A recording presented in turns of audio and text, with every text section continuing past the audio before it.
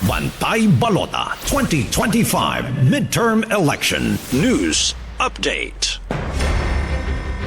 Aabot po sa halos 500 na persons deprived of liberty or PDL sa Dagupan City Bureau of Jail Management and Penology or BJMP ang nakatakda pong bumoto sa darating po na halalan.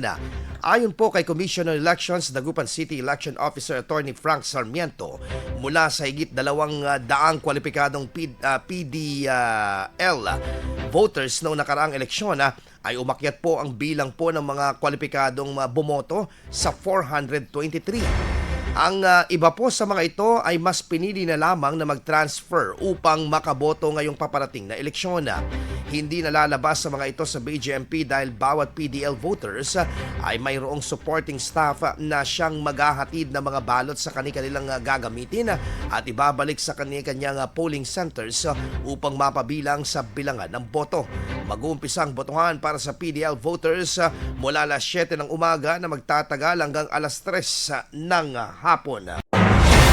IFM News. IFM News. IFM News.